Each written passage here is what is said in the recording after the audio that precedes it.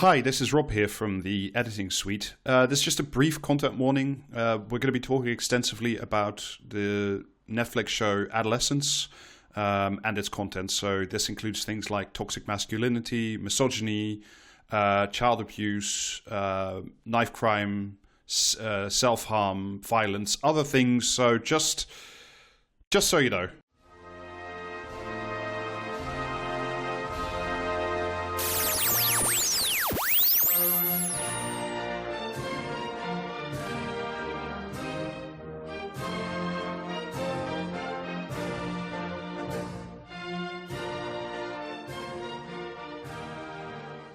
Hi, and welcome back to another episode of Podcasting is Praxis. David's away. He's on a little planet called Ferrix. So you'll have to do with me. My name is Rob, and my pronouns are he and him. I'm Jamie. My pronouns are he and him.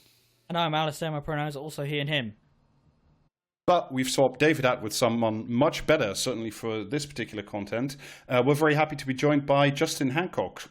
He's a sex and relationship educator. Justin, thank you so much for joining. No, thank you for having me. I'm absolutely delighted to be here.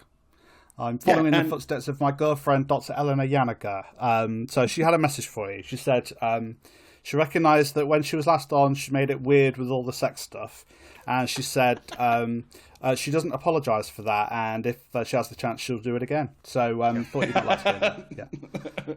Let me just boot up my spreadsheet of list of guests' crimes. I was going to say, that's the kind of behaviour that gets you, a swift re-invite in our particular corner of the world. Yeah, who gave Rob the right to invite guests? The reason Justin's on and also what we're going to be talking about is we all watched Adolescence. It's a bit of a weird one tonight. Yeah, because we watched a good show. We watched a very, very good show as a TV show. Yeah, we were talking about slapping the cultural committee, stamp on this one, but we felt like that would be a bit much because it's certainly very good TV. The quality of the show's not really the issue. Like, we don't want to slap the cultural committee thing on it because, like, the cultural committee episodes are more about just sort of like trivial shit, really, aren't they? And this, as you might have witnessed from all the takes flying around, Adolescence is a very serious show that raises a lot of very important issues. Does it? Yeah. Does it touch on, is there anything that this show in particular touches on? Maybe I missed that. I was just like, oh, cool shots. Yeah. I mean, that is. I think we should spend like a little bit of time just like essentially talking about some of the technical aspects and just like being nice about the show. And like the first thing I just wanted to say, like off the top, is like the acting throughout this is fucking superb. Like it is like genuinely. Like there's not a single like missed performance in this. Like we'll touch on some specific actors as we go along, but for me, like Aaron Doherty playing the psychiatrist in episode 3 is extraordinary, and the boy playing Jamie, who's apparently 14 Owen Cooper, who's 14 years old, and apparently his first role this, which is mind blowing that you're this good at that age, like.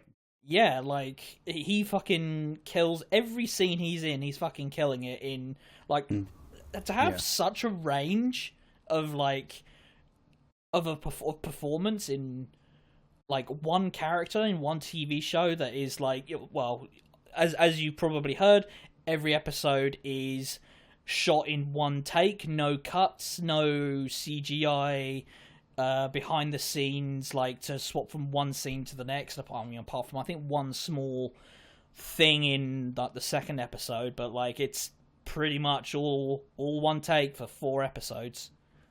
Yeah, I found that incredibly distracting. Like it honestly, like when I realized partway through the first episode, like, oh, they're doing this as a one-er, and I was like, yeah, that's, you know what I mean, that's kind of cool. Like, if there are joins, I can't really see them. And then in the second episode, I was like, oh, so this is the gimmick for the whole show, you know what I mean? And at that point, I was like, at least fully 50% of my attention was dedicated to seeing where the joins were. But the thing is, I watched it and I came away convinced that they hadn't done it in Warner's, that they'd like faked it. And then I saw some behind the scenes stuff on YouTube afterwards, and like it was like, oh no, they did it all in like single takes, and they just did their best to make it look like it wasn't single takes. Like there's a bit in like you say in the second episode where the camera passes through like a solid object, which, you know, obviously the object wasn't there, and they put the object in post with CGI. But why would you do that if you're trying to, you know what I mean? You've done it in one take. Why would you make it look like you've faked it by like passing through a wall? And then the third episode, like you say, is two people talking in a room, and it looks like it's directed by Michael Bay. The camera like never stops moving. It's just two people sat across the table, and the camera just spins around them constantly. It was infuriating, like, you know what I mean? Because you could have, it was two people in a room, you could have just pointed a camera at them and zoom in for like close-ups or whatever like you need, but you do not need to be doing like a rotating shot like it's a drone, you know what I mean? Like the whole, it was driving me crazy, like, you know what I mean? But I didn't really notice. I think because I'm kind of like I'm a gentle himbo, so I just like to watch any TV, and I'm just delighted by anything I watch.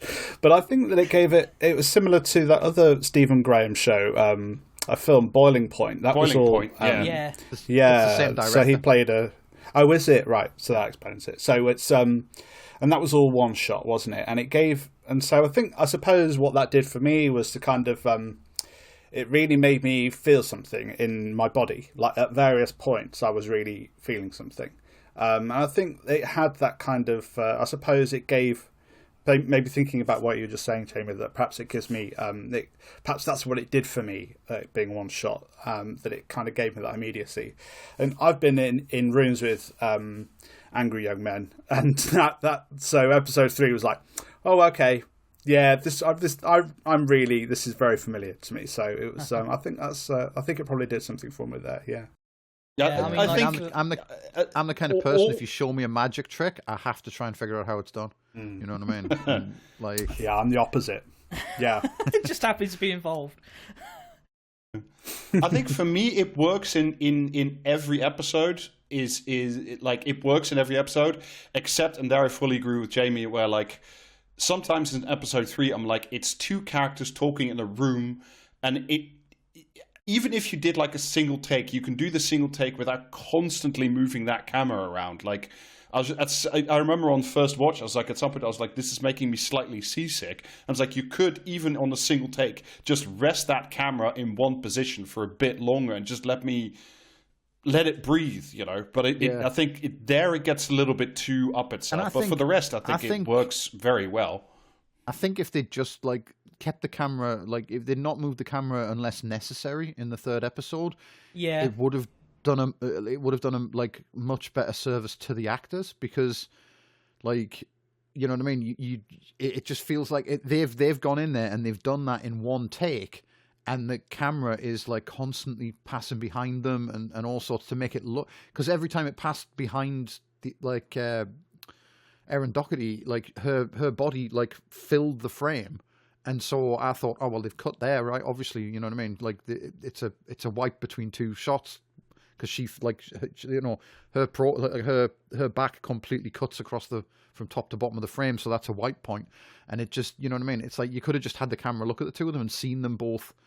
Like, seen more of the performances rather than have it constantly like orbiting around. And also on the third episode where we're talking about technical stuff, I found the rain noises incredibly distracting, and I found out from like some other behind the scenes stuff, they were added in post along with lighting changes, so that the weather like accurately tracked the mood of the conversation. And I felt like that was that's really totally unnecessary. That was really over the top. That, you know what I mean? It was. Yeah. I think like the show's main strength was definitely the actors, and I think at times it like sort of the showboating of the like camera work and the rain effects and so on like distracted from that. Sorry to be contrary, but I really liked the rain. Sorry, I'm not being deliberately contrary, but it's the. I think it was just. I think what that did was it allowed for a pause to feel like a kind of to allow for us to reflect on the outside world and the calmness. And I think what it did was to remind Jamie that he's there, and this woman, and it reminded the psychologist, reminded her that she's got an outside to go to. Yeah. And I think it was kind of, and again, it was like, it felt grounding for me listening to it, because it's like, okay, well, we still have the outside, we still have the weather, and that is a kind of a constant when inside here is like dangerous, violent chaos. What I will say for the one take effect, well, the effect that had, at least certainly in the very first episode, is the tension is like indescribable, because that you don't have any cuts, so there is no alleviation from. I suppose now is as good a time as any to say, if you haven't watched Adolescence, you should probably watch it before continuing with this episode of this podcast. So although at the same time, this is not a series that depends on a big plot or a big reveal. If you've read the reviews, you know what happens. You don't watch it for the plot. You watch it for the actors working out the story. Yeah. I mean, absolutely. Like the first episode is set up to have like a sort of twist ending, and if you've even heard of the show, that's probably been spoiled for you, because up to the last, like up to the closing minutes of episode 1, do you know what I mean?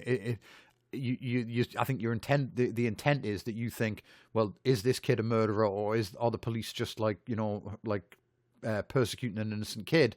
And then you see the CCTV of the crime being committed, but. Like I say, if you've heard literally anything anyone said about the show, they all start with like, "Oh, a boy murders someone," and then, so you know what I mean. That sort of tension was like massively undercut by just the hype surrounding it. But like to an extent, again, I'd say, but you still have when. So the cops bust into the house. He gets dragged into the cop car, and like just that whole time he's in the car, like it just builds and builds and builds. Even with the sort of, having the end of the episode more or less spoiled, it's just so tense. Yeah. I do wanted to start there, actually, as sort of like a general point, because we will be talking through this roughly chronologically, but just like deviating as and when we like. But what I found, like it's so good that like the armed cops like raiding a house like that, like to see it from that perspective, and how fucking terrifying it must be, like if you're just literally about to have breakfast and like you're in your bathrobe, making tea, and like all of a sudden, like it's a no-knock warrant and there's like guys with machine guns pointing in your face. How like genuinely upsetting and frightening that is and would be if you're a family. Like you get a very sort of a much more realistic sense of it. I mean, I don't know if I suspect this is more realistic at least, but like how it would be if that were to happen to you.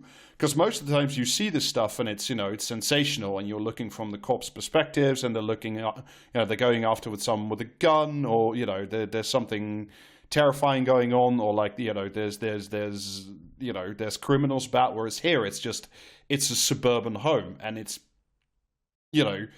terrifying, as is the subsequent like full house search, because you also see the cops like just ripping through the bins and like the clothing baskets and everybody's drawers, and it's just traumatizing. Like so terrifying that understandably when a bunch of armed cops burst into your bedroom as a 13-year-old kid, the kid pisses himself. Like, you would. Someone stuck a gun in your face. Like, that grown men would and do that when they're in that situation. Yeah. So then we get like the rest of the first episode is a lot of like the boy Jamie gets arrested. He's processed. He's put into his first prison. Into his first cell. He's put in the like a holding cell. Yeah, the holding cell. Yeah. And I think there are a few things that I wanted to pick up on, because I found like very predictable but very disappointing, and we'll get to it more towards the end, about like sort of the takes that we've been seeing a lot like so far in British media, is that it's very monocausal, or it's like, oh, this is just about Andrew Tate and misogyny essentially, whereas like I think part of the stuff you see, and it's even stronger in the second episode, but here already in the police show, it's like in the police headquarters, it's like this, you could see the after tremors of austerity to me, like everything's a bit cheap, everything's a bit run down. It is the most British cop shop you have ever seen. It's got banisters that look like they're from the 1980s. It's got doors that look like from the 1990s, and it looks like, but for the cops, it could be a school. Do you know what I mean? Like, yeah. It's just that exact same structure that you would have in this country, and this country only. And we see that later on in episode 3, and also in the school as well, don't we? That kind of the decaying infrastructure and the unpleasant interiors. I know that sounds like a bit glib, but it's just deeply unpleasant interior spaces. Outside of the home, like the home was okay, but all other interior spaces are horrible, which is kind of like an interesting point in itself, because I'm a former youth worker, so how I got into working with young men around sex, relationships, gender, and sexuality, and what have you, is in youth clubs, right, which don't exist anymore. In large parts of the country, they just don't exist, and so there aren't any other spaces that are offering kind of warmth or possibilities of joy, of any kind of collective joy. All these interior spaces are extremely grim, and all in their way disciplinary, and different version of a prison, basically. Yeah, I mean, like, to sort of calling forward just a tad, like I feel like in this kid's life, the only place that could be considered like in that sort of safe, comfortable, warm, reassuring space is his bedroom. Like expressive, I think, is how I think of it. Like, where there's something being expressed, like some joy or personality or individuality as well, whereas everything else is just very institutional and like decaying institutional. And every fucking window has that glass with the wires in it. Every single one. I swear to God. Yeah, the only thing I found genuinely unrealistic, also because like we've done previous episodes about this, and I know it's for plot reasons, because otherwise, like especially with the single shot thing, it doesn't work. But like the only thing I found truly unrealistic is like the lawyer showing up, the court-appointed lawyer showing up in 50 minutes. I'm like, it's Britain, doesn't happen. Yeah. That's like a 12-hour wait minimum, Like yeah. But I mean, you do get like the fact that the nurse they're waiting for turns up late. And like when the cop like fucking says something sarcastic about it, she tells him to fuck off. Do you know what I mean? Like, do you know what time in the morning it is?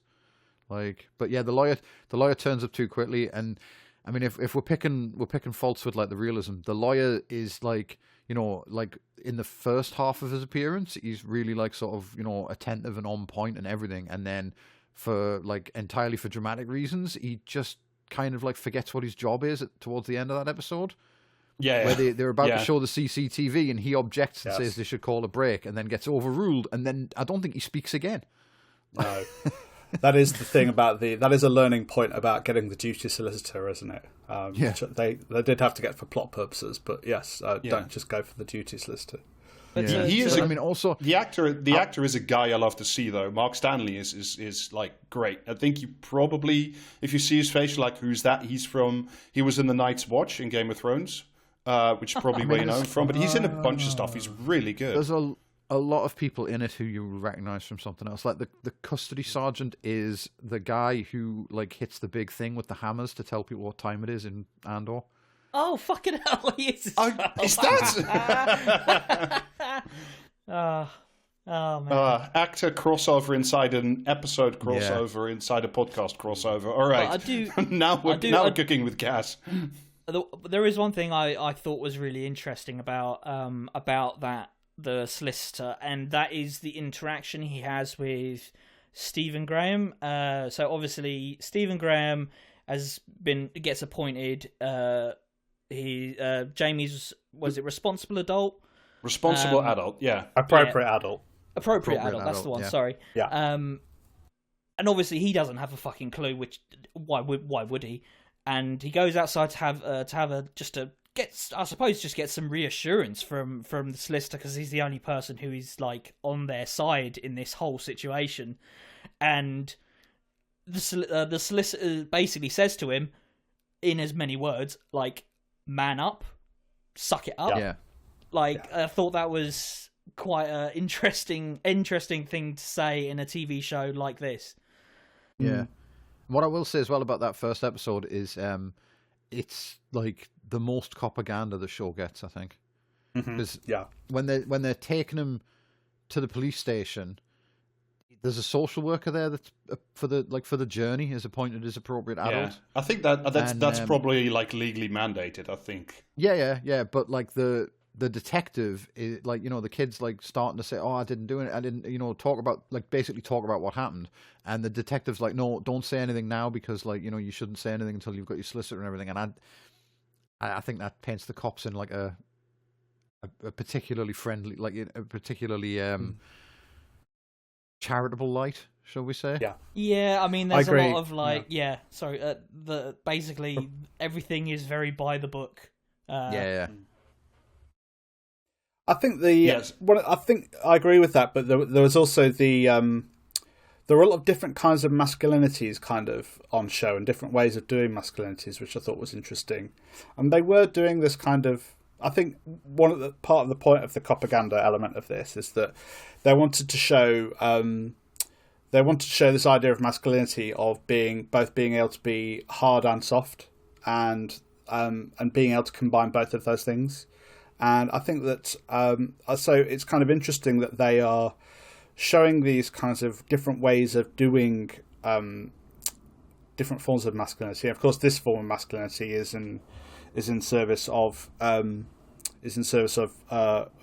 in the police, but that everyone was doing masculinity regardless of their gender. That everyone was having to do this kind of like soft hardness type thing. Which I thought was kind of interesting.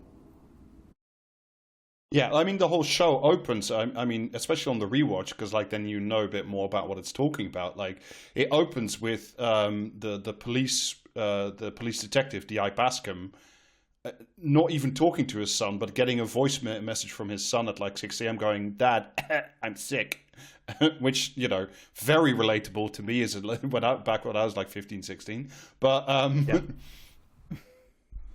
but yeah, There is. I mean, I won't talk about that more in the second episode. This, father and son dynamics, and as you say, this sort of who is the mother, who plays that role, who is around to do what, is a really interesting part of the show. So we'll briefly wrap up. Like episode 1, again, this is the last time I'm going to say spoilers. It's like the great it's not even the confrontation at the end. It's essentially what happens is it's the very first interview between the two cops and Jamie, his father, and his lawyer. And the cops sort of start talking about, are these your Instagram posts? Because that will come up later. Do you know this girl, Katie? Did you like her? Did you know her? And then the boy, Jamie, he just like denies everything. He's like, I didn't do it. And then it turns out the cops have CCTV, and it's clear, and you can see that he did, in fact, Jamie does stab Katie, that it is, pretty undeniably his fault. Yeah, it's a slam dunk. And the rest of the... And it's essentially the rest of the other 3 episodes are more the question... are like the questions why next? And the question... what next? And that's sort of what the show is much more concerned about than like any sort of procedural crime. This is not a crime story. Yeah, it's not a whodunit.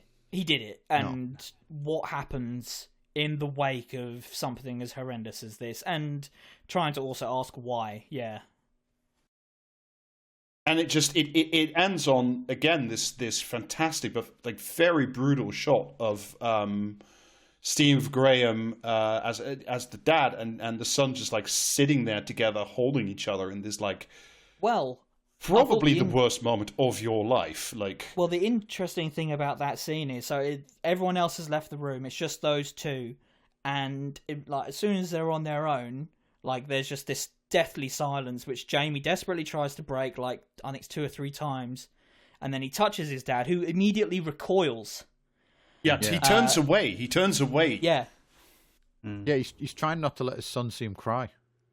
I think it's probably a mix of not wanting his son to see him cry, and also he realizes his son has done it. His son has lied to him and everyone else. The whole first episode is Jamie denying everything, and you know his immediate response to that is revulsion, but also like, you know, then realizes this is my son, and that's when he sort of returns and they have like a, you know, embrace each other fully. I think one of the themes of the show is that something I talk about a lot in my work. I kind of I talk about, if you at my website Bish, there's an article about how to be a man, and it's I introduced an idea I came up with about the masculinity donut, and that and basically in the masculinity donut, the dough is the stuff that you're allowed to show, that you're expected to show as a man, and the jam is the stuff you have to keep hidden at all costs. And so the Stephen Graham character, the somebody Miller, there are certain emotions he can show his son and will show his son, and certain ways that's embodied in his body, the way he does those emotions through his body. But there are certain emotions that he can't show, and so that looking away thing becomes like a refrain throughout the show, doesn't it? Of the not being able to show the things that you want to stay hidden, and so you're only showing the kinds of things that you're allowed to show when you're a man doing masculinity. Yeah, because later on he talks about, in a later episode, he talks specifically about an incident where he's taken Jamie to play football in, I don't know, some kind of club setting at least, and Jamie's not very good at football and is put in goal, which is already sort of that's as far as I understand it also with my nephews now, like most of the time being put in goals like the sign of like you cannot play the sport, you know, especially for young boys. That's like the quote unquote loser position. Yeah, and then everyone wants to be scoring goals, don't they? Yeah. Shout out to my nephew though, who's apparently a really good keeper. So, you know, well done you. No, but he's and then he also says, like, I don't know, Jamie lets in a goal or he fucks it up somehow, and then Stephen he tells the story and he says, and I looked away, you know, like the dads were mocking him, the other dads on the sideline were mocking him or yelling at him, and like Stephen's like, I felt embarrassed and I looked away, and it's like, oh, you did it again, you know. It's just such an interesting, you know, callback in that sense, like how you don't want to show your emotion. Like, I get that you don't want to show your I don't know 10-year-old boy that you're embarrassed that he can't catch a ball or whatever. But yeah, but I think that is as good a point as any as to talk about episode 2, which is it's a few days later. I think it's 2-3 days. It's set 2-3 days after the first episode. And it's the two cops, and they are going to Jamie's school, essentially, for one, because they haven't found the knife with which the stabbing was done, so they're looking for physical evidence, but much more they are looking for the reason why. They want a motive. Yeah. And here, you know, Justin, would you say that there's a certain overlap between the school and the prison? 100%. I mean, I've very occasionally been in schools like that. Generally speaking, when a school invites me to come in to do relationships and sex education, they're a pretty good school, and so you don't really get that. But I have seen that in the past. I've been in schools like that, and it's just grim. And it is just, and the cops themselves say it. You know, there's no learning going on here. They're just kind of sat down. Ironically, they're all sat down in front of videos in order to kind of pacify them, which we'll come on to later, because that's Keir Starmer's great big idea in that great big brain of his. Yes, children, it's down to you to solve this problem. Right. Well, I'll rant about that later. I don't want to kind of. I'll have a long run up for that particular rant if that's all right. But yeah, and it's just that, and it is just that the kids are there not to learn; they're just there to be controlled. And I feel for the teachers, but it is also like, well, what is interesting to me throughout the whole show is that it's about how violences are emerged through lots of different relations. And so here we start to see how a school is part of producing various violences. Like you see kids being yelled at in their face by a teacher, which is violent. You know, it's a form of assault, like literally in like spitting distance, they're being yelled at. And they're young boys. And the kind of the harsh disciplinary nature of the school and the unbullying, the bullying which goes completely unchecked, and it's almost as if it's kind of like okayed by the school. And one of the things we talk about in relationships and sexuality education is, you know, if I go into a school and I deliver a really great lesson about, for example, consent, and then in the corridor, in the rest of the classes, in the playground, in the school hall, they're getting yelled at and they have absolutely no autonomy over their bodies whatsoever and they feel scared, then what are they really learning? And as one kid pointed out to me once in a lesson, it's just a sticking plaster. It's like a tick box, because they can have a great lesson here, but if they can't, you know, if they don't feel safe enough to go to the toilet, for example, in a school, then really they are being treated violently. So it's kind of like, it's interesting about, I think the show is less about where does the violence come from, which I found really heartening about the show. There's less trying to look at cause and effect, and it's more looking at affects, which is an incredibly nerdy academic thing to say, but it's like looking at, well, look at all these other violences going on in all of the rest of the world, the entanglements in which these characters are living. Which I found really good. Yeah, because I think what this episode particularly is really good at is sort of you know, slightly belabor your point, is to show this environment of violence, sometimes directly with, you know, we'll get into the decoding the emojis and all that, like not very good stuff so far as I'm concerned, but the everyday, as you say, like the kids being yelled at, like the new teacher who is Jamie's nominal, I think, form teacher or something, who's clearly, like, he's not even done with his training yet and he's already just given up. Like, he's constantly late. You know, he says to the cops, like, oh, these kids are, you know, they're just animals, they're out of control, I think. He says these kids are fucking impossible. That's what it because is. I genuinely expected him. I genuinely expected him to say animals, but he says impossible, which I thought was like. He's Jamie's favourite teacher because Jamie really likes history and he taught him history. So there's a violence as well. He's like, I don't even see him. And so there's Jamie in the first episode going, I really like history, and talking about how he learnt about Brunel and the Industrial Revolution. I mean, he should really be paying attention more to medieval history, obviously. I'm biased in that regard. But, you know, I know which side my bread is buttered. But you know, England was a backwater in the medieval period. That's why we never talk about it. That's why we only ever talk about the Romans and the Victorians, the Industrial Revolution, etc. Sometimes the early modern period. Yeah, we're obsessed with the Tudors, and it's really hateful. But a petro state, but for wool, if I can quote your beloved partner. But literally all I remember learning in history at school was 2 World Wars and 1 World Cup. Doodah, exactly. Yeah. Surely that one of those was still going on at the time, Jamie. But the teacher was saying, I don't see them, which is another violence, isn't it? And Jamie's really wanting to be seen, and he's learning all this stuff, and his teacher's like, I don't fucking know, I don't care.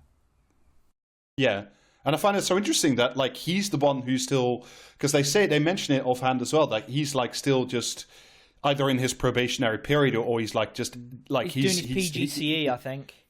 He's not even fully like qualified as a teacher yet. Like this is his last pre-qualification posting. Like, if this is already where you are in your teaching career when you're not even like fully finished yet, Jesus Christ! Like, yeah, I mean, like I have known many teachers in like the same sort of age as me, and I think out of about 6 of them, I think only 2 of them are still teaching. Like, it is it's not a career for the faint of heart. Like, and that is in itself, like, a tragedy. I've known people who were like training to become teachers and then quit because they met actual teachers, and like the teachers were like, "No, just run." You know what I mean? Don't look back. It's the worst job I've ever had. But again, this is austerity as well, isn't it? It's like, you know, yeah. I mean, like my kid left school in 2016, and she got like a pretty good go at things, like all things considered. I think, like I think obviously austerity was like going on then, but I think there was enough momentum from because. You know, New Labour did like really improve the schools, because I remember like when she started at school, especially at like secondary school, you know, I would go into the school for parents' evening, and I'd go in there like expecting to just, you know what I mean, end up in like a fight with the teachers, because when I was at school in like, you know, the Thatcher years and the major government and that, it was a fucking shithole. All the teachers just. The only two kinds of teachers you had were ones that hated children and ones that liked children far too much. Do you know what I mean? Like that was literally the only two options you had. If a teacher was ever nice to you, you had to like, you know, try to keep your distance. But the majority of them were just they fucking hated kids, and like the bullying was just rampant, and it was just tolerated. You know what I mean? Like none of the teachers gave a shit about it, because it kept the pressure off them. You know what I mean? Like if the kids were fighting each other, then the kids weren't making trouble for the teachers. So it was just so the whole thing with the school being just like, you know, like really unruly and shit, and everyone all the kids misbehaving and everything. That, do you know what I mean? I recognize that entirely. And like when the fire alarm goes, and they all go out to the fucking tennis courts. We had like our school. I mean, obviously we never played fucking tennis, but when it was built, it had tennis courts, so we still had the chain link fence around the yard. And our school, there was bits of like school tie hanging from the fence, because if you ever turned up wearing the tie, people would hang you from the fence by it. Like it was an unwritten rule that you never wore the tie to the school. Like my first day, obviously my mum bought me the full uniform with the tie, and I wore it to school. And like as soon as I walked in the gate, someone I knew from junior school was like, "No, you've got to take that off. You've got to take that off right now. Yeah, do it now, and quick." Then, and then obviously never wore it again. But like, do you know what I mean? Badly run schools are just completely fucking terrible. It's like the worst place you could say. You'd be better off just keeping your kids at home. You know what I mean? I completely agree they've got better. I think it's important that I should say that, because, you know, I know teachers and a lot of teachers. They have got an awful lot better. And it is just down to, I mean, yes, it is to do with resources, because if you're in a shit school then with no resources and it's an awful building, then it's going to be bad. But it is also down to senior management and governors and, you know, and to buy into this. And the schools that are the best schools are those that prioritise these, I guess, like softer subjects, who prioritise PSHE, put that at the centre of their schools.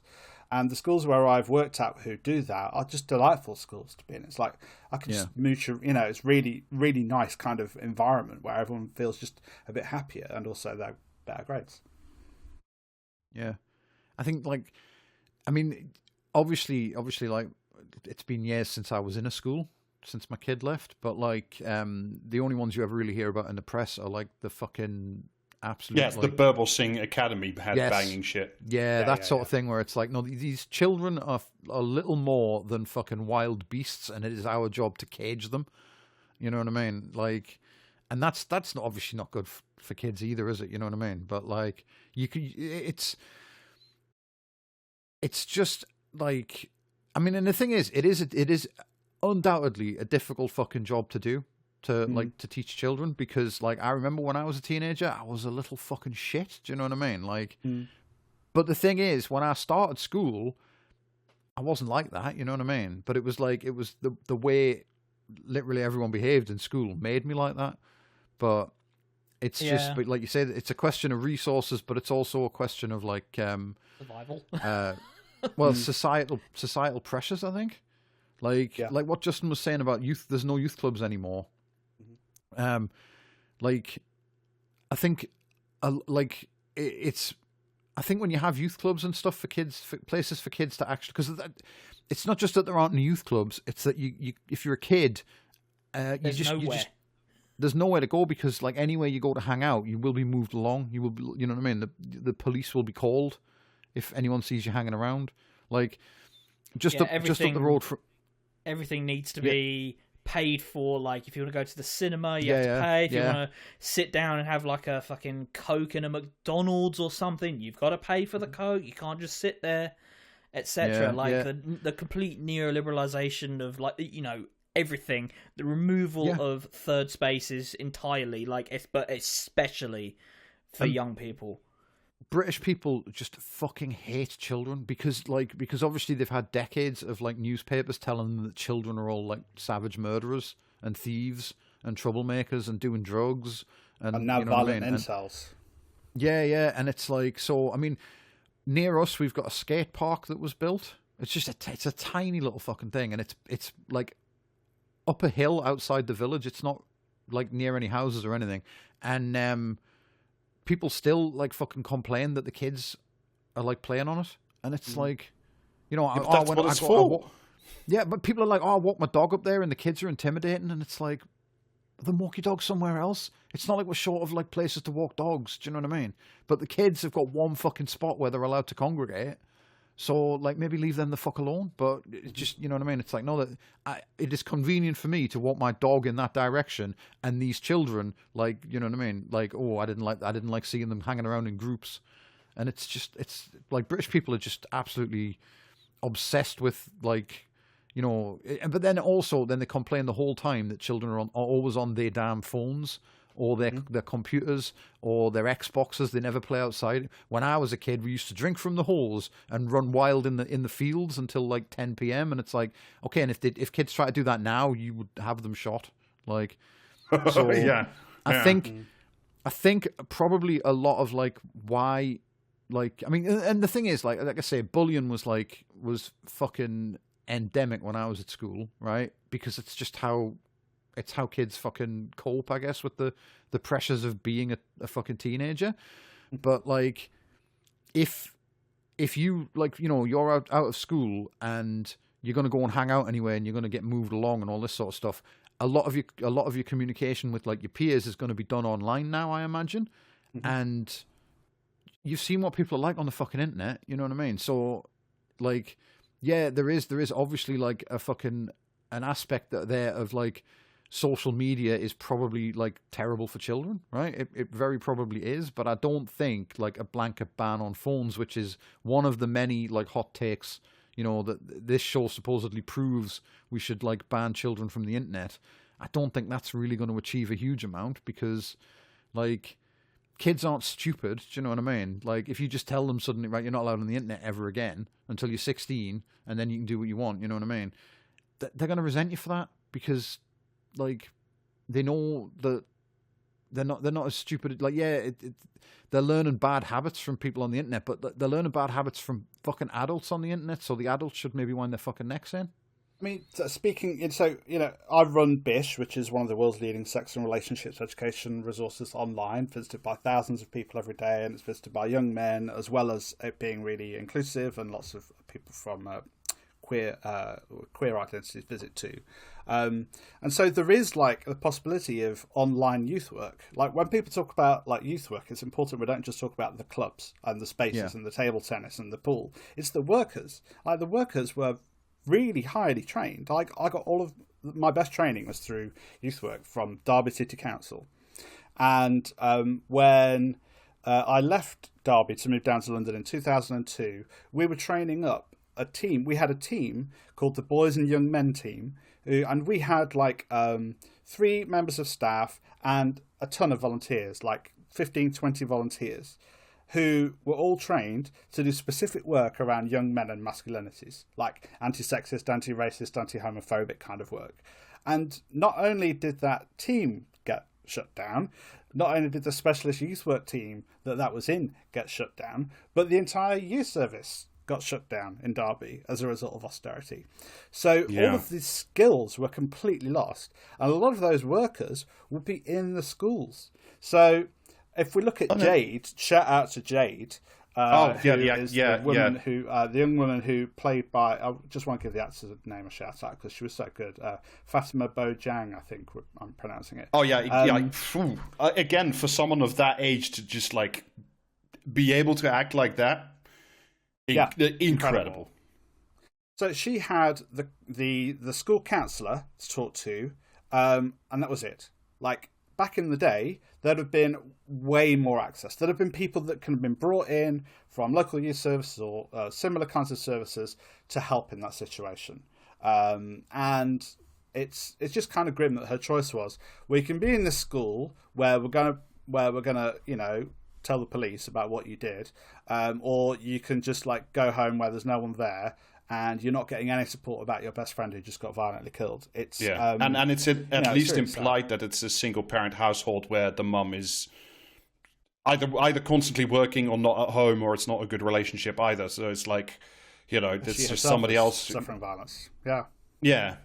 Now I think maybe this is a good point to sort of, unless you guys want to talk more about the school itself, I think this is a good point to start talking about, because this is the first big point where we get an explanation of the why, and it's the cop, one of the cops, the lead cop, the Bascom, and his son pulls him into like a side room. His son is also bullied at the school, and sort of says, well, you're looking for a motive, and like they are in what I think is a very sort of realistic, like blundering cop style, just like walking into all these classrooms saying, hey, if you know anything, I'm going to leave one card on the desk and please call this number, which of course like no child is ever going to fucking do. And so his son pulls him into a room and says, you're looking, but you're not looking because you're not in the right place, because you're not, like, you've seen the Instagram post, but you haven't seen the Instagram post. Like, you don't know the code, essentially. Yeah. And like this is the first episode when they're showing the like printouts of the social media. They're saying it looks like Katie was your friend because here's these like replies where she's like being nice to you, and like his son explains, no, she's not being nice because of the emojis. And I mean, I don't know if kids really do have a code of emojis that they use to like secretly communicate. But I was wondering about this. This scene felt so like terrible to me. It genuinely felt like I was watching like fucking Biker Grove or something. Do you know what I mean? Like it had that vibe of like, right now the adults have like spent at least 20 minutes researching how children behave, and they're here to explain it to you, the viewer. It just did not seem like, I don't know. It just felt really clunky, I guess is the word. There's been, and again, it immediately started a moral panic from people who claim they're sex educators, talking on, doing their own version of this, like showing you like what all the emojis mean, and it's like, oh yeah, I sent you one, I DM'd you one a while, I think a few days ago, which is like the Daily Mail saying, if your child is using these emojis, they are asking for the reefer. Yeah, it felt like those memes you see, like, is your child texting about like fucking Darth Vader or some shit like that? You know what I mean? Like LOL stands for lots of lightsabers. That sort. It just felt like that kind of like. So yeah, I struggled to take this scene seriously, but yeah, they did at least uncover a motive. Yeah. So there's and what I mean, I don't know. What I did start to feel, because I'm 40 fucking Christ, I'm 41 already. Like, what I did have a feeling is like, I think because, I think you of all people should shut the fuck up, Jamie. But like what I did get the feeling of like is like, I think also partially because of this podcast, and certainly partially of just like the virtue of just being too much online, that I'm like, I think I could still like participate in part of this conversation if I had kids, but I'm also like, I don't know, like I for one am not like on on TikTok, or and I'm not on Instagram, and like I'm not on a bunch of these new platforms where like I don't think I'd be so alienated as to like literally not understand certain things, but I do think that like there does come a point where unless you are like very consciously keeping up with some of the language and some of the, not as stupid as this emoji is code for the devil's letters, but like something a bit more evolved than that. I do think that's not an unrealistic point, but again, then my problem is not with the dang phones or with the damn emojis. It's just like, I think if I had kids, I would also try to make an effort to understand that language. I mean, the thing is, right? The thing is, I totally get why they wrote it that way, because like, if you actually you couldn't you're making a fucking Netflix show for like mainstream people to watch. Do you know what I mean? You could not accurately represent what it is to be terminally online, because people would think, like, do you know what I mean? People would think it was insane. Like, you've seen the way people post on like Blue Sky and on Twitter and so on, with like 7 layers of irony and in jokes and all this sort of, like, imagine if they tried to, like, the police had a printout of drill tweets and they were trying to make like sense of like which, like, like, oh, like, yeah, Katie replied to you with a post about like turning a big dial and looking back at the audience. What does that mean? Like, it is like, it is a completely alien culture if you're not terminally online. So I get why they maybe didn't lean that hard into it, but it did still feel, it had the hallmarks of like a very special episode of something, you know what I mean, where they're going to reveal what it is that's wrong with the youth today.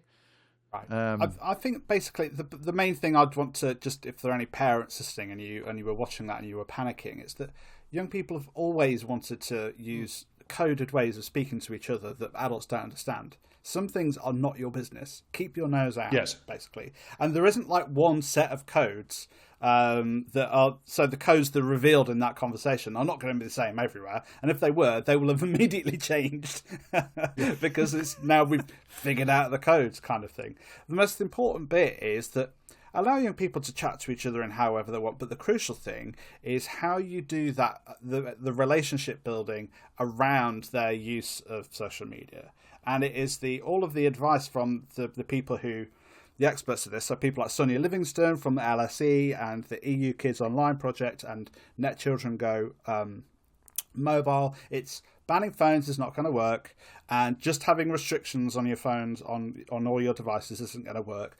But you have to do this kind of this active, mediated way of them of keeping a relationship going, and in order that young people could say to their parents, "Oh, I saw this thing, and I'm feeling a bit like this about it. Can I tell you about it?" kind of thing. So the one really useful example of this to bear in mind is that some researchers in Australia, his name will come to me in a second, but they did a lot of work around young people seeing porn, and they found that if they were really young, like in their early teens or even younger, they were not so much worried about the porn that they saw, but worried about how their parents would react. That was the main thing that they were worried about. And so it's that thing of, well, this comes down to just good parenting. And it's like pinning your ears back, letting them do more talking, making them feel like they feel safe and that they can talk to you about things without stigma or being told off or being judged. And that's the key. Sorry, giving a bit of kind of nerdy, earnest advice there, but that is no. I think it's really important, because what you see in that scene, in like the sort of emoji explanatory thing, which is, I think we've talked enough about that, but like that's kind of what it is like what you see is because it is a father and son conversation, but the father is clearly in like cop mode. And he's just like, what do you mean? Like you were going to say something. And it's just like, it's very, interrogative. Interrogative, a very like sort of the opposite, Justin, of what you were just saying, of like, just listening and like letting it breathe and not like jumping on top of shit. Because like it's that way. It's like, tell me more. What do you mean? And it's like, it reverses itself nicely at the end of the episode, where he's just like, right, I actually need to make an effort to tell my son I love him and like actually go and hang out. Like, I think that's actually a really nice moment at the end of it. But like, you do see again in this, in the, what we talked about earlier as well, like the father-son relationships. This is another one of those moments where it's clearly it's not working. No. It's the sometimes that you have to find a way of overcoming that subject other barrier, and you've got to have more kind of horizontal ways of communicating. And actually, the son felt empowered to say to his dad, "Look, you're embarrassing me, and you're completely missing it." Like, what a great son, you know. And so that's the kind of way we need to look at it. It's like, is that our power to act goes both ways, and we all have power over us, and we all have a power to act and a power to affect the world just as much as we are, not as much, but as we are affected by the world, we can also affect the world. And that was really kind of a nice example of that. Hello, and thank you for choosing Podcasting as Praxis. Our podcasters are experiencing an unusually high volume of unfunny bits at the moment, so you've been placed in a queue. Your patronage is important to us, and I need to inform you of the great benefits you freeloaders are missing out on by not subscribing on Patreon. A back catalogue of premium episodes, plus 2 bonus episodes every month, ad-free regular episodes, plus you get access to our Discord, which, in addition to being able to harass the Praxis Cast crew with your favourite Star Wars characters, will allow you to listen to all of your favourite cutting room floor moments, such as... and... Fuck off, Alistair. Subscribing lets us create more of these hilarious moments, so please do subscribe for just $5 a month on patreon.com/praxiscast. And now, back to the episode. Yeah, so I think this is probably a good point, unless we have anything more to say about like these topics. Let's talk about episode 3, which is sort of the episode. I mean, they're all really good, but this is like really something else, you know. Never mind our, you know, sort of question marks about the camera work in this episode. But episode 3 is it's not a therapy session, but it's as close as you're going to get, and it's more individuals. Like we've shown, or the show has done its best to show you the bigger societal picture, you know, the environment in which a kid like Jamie is formed, and now we get what is essentially a very long conversation between a court-appointed psychologist and Jamie. Yeah, I do just want to add that, like, after that second episode, I do feel like the show has taken kind of great pains to show that, you know, Jamie's act is multi-causal. Like, it is, like, Andrew Tate is literally name-dropped in the episode, but, like, we've got the school, and later on we'll sort of have the parents as well. This thing did not come out of nowhere, but also, like we've said, it's not the dang phones, it's not just, you know, the manosphere, whatever the fuck you want to call it, toxic masculinity, although those are substantial parts of it. Yeah, 100%. It's an assemblage of things. Yeah, and again, just because I just wanted to say it again, you only see her in this episode. The court-appointed psychologist or psychiatrist, probably psychologist, I think. She's there to assess probably whether or not Jamie is fit to stand trial and understand why he is in the position he is. She's not there, like, the parents haven't hired her to help Jamie through, you know, the thing that he's done and the life that he now has to lead. She's there for a very specific purpose. But the actress Erin Doherty plays it so fucking good. Like, every time I see her on screen, I'm like, hell yes, we're going to get something good. But this one is really just like, fucking hell. Like, yeah. Along with, again, the actor playing Jamie. Like, I do. So before we get onto onto the psychologist actually talking to Jamie, what I like about, one of the things I like about this episode is the security guard who is like, the creepy security guy. Yeah, who's basically the first person she speaks to when she gets there, and he is creepy, overly familiar. Expects her attention from her, and I just thought that was bleakly funny. Basically, is probably the best way of describing it, because it's like Jamie's done a horrible thing, but it's not just Jamie who's in that pipeline at all. Yeah, no, he's from like a legally distinct G4S, and like yes. As well it's as a G7O. I wrote it down because I'm like, oh yeah, wonder who you're supposed to be. As well as being like, do you know what I mean? Incredibly creepy towards like the woman in his orbit, he's also like he sort of speaks to her as if he sees her as like a comrade in the battle against like fucking crime or whatever. You know what I mean? It's like, mate, you work the security cameras. You know, you're not the Batman. But the way he talks to her at times, it's like, you know, he's trying to sort of like bond with her over their shared crime fighting duty, and it's like he just seems like a real fucking prick. Do you know what I mean? But like when you see him, and it's like, no, I've met like 50 guys like that over my life. Do you know what I mean? it's very much an archetype. Like, well, what I find fascinating and so well drawn as well is that he specifically says, in terms of like being a creepy little petty authoritarian, he's like, yeah, my sister gave me a book on body language and I'm reading it because like people will never tell you the truth, but their bodies do not lie. And it's just like, that's such a vibe. Like, that's such a, you know, exactly as you say, the kind of archetype you would expect of someone like very petty authoritarian, like someone who has a job at G4S, but like, you know, blouses their trousers inside their boots because they think they're in the army, like that kind of thing. Your dad's G4S. Yeah. There's just one more thing I wanted to mention, because like the creepy security camera guy is escorting Bryony, the psychiatrist, to Jamie, and you hear somebody like screaming in the background, and then he just says, "Oh, that's another inmate, patient, however, I don't know what the word is they use." But then he immediately says, "Don't worry about him. He's not famous, not like your Jamie." And it's like, yeah. Like, sort of unsurprising that this guy has quite a morbid and bleak sense of humor. Like, I mean, I feel like this kind of job filters for that kind of person. Mm-hmm.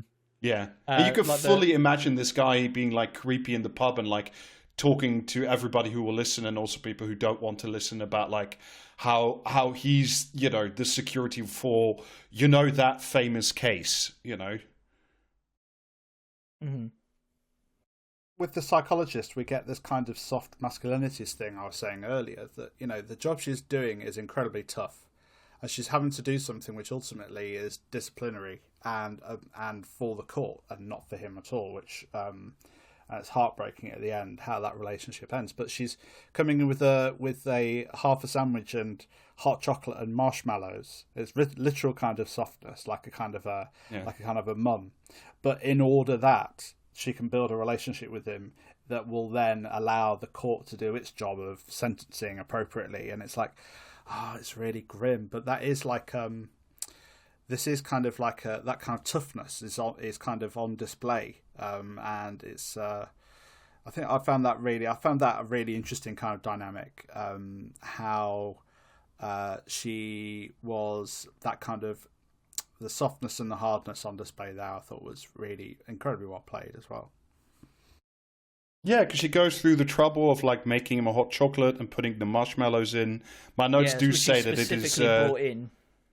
Yeah, my notes do say that it's Chekhov's cheese and pickles sandwich, but like, and essentially you get a long conversation, which is fantastically acted, essentially about what it is to be a man, to Jamie, and like what his thought process is. And my first sort of thought about it is, and I think you can see it during certain scenes, especially like at moments where the tension really rises, is that the first thing that happens is Jamie, and it keeps happening throughout the rest of the episode, is he keeps wanting to see what she's writing about him. What conclusions are you drawing? Justin, to use your language, like what, you know, are you seeing the jam inside my donut, right? Like, what are you seeing? And because he wants to not be seen in that way, he wants to present in a certain way. And I think specifically what he wants to be is in control of the situation and in control of his emotions and in control of everything. And Jamie thinks that he deserves to be in control at all time. And I think the idea of having control, and especially with regards to women, is something, at least to me on second viewing, seems very pivotal to to motive. I mean, like, and at the start when she offers him the sandwich, his first question is there any salad in it? And when she convinces him there's no salad in it, it's just cheese and pickle, he grabs the sandwich like he's really keen to eat it, and then he asks if she made it, and when she says he did, he just puts it to one side. Like, yeah, suddenly it's like because she made it, you know what I mean? It's like he doesn't trust it fully. Like, yeah, and it goes along with and again it comes back so much during the rest of this conversation, but like an entitlement towards respect, and I think that's such an interesting part of masculinity as well, certainly in this context of like to be a man, to present well as a man, to have sort of the exterior effects of it, means that you can demand respect, but also deserve respect. Yeah, I think like you one of the overarching, well, I suppose overarching is maybe a bit not the right word, but the fact that he makes demands of her several times, and sort of with increasing intensity as the discussion continues, of, you know, he demands, well, at the end is demanding to know whether she likes him, and he feels entitled to that, and that, like, you know, toxic masculine expectation of something from a woman is, you know, it's not, it's very familiar, you know? I think there's, I was wondering whether, I was wondering whether the show was clever enough to think about this, but academic Jacob Johansson, who came on my podcast for a conversation about the manosphere once, in his book, Online Misogyny, Fantasy in the Manosphere, talks about, it comes up with a term called disinhibition, and basically it means that in order for men to kind of have a subjectivity, they need to create this kind of scary other of women, queer folk, non-straight men, you know, a kind of like an other who isn't them. And they have to simultaneously create them, keep them alive, and also seek to destroy them. And that is what this kind of masculinity is. That's what the fantasy is.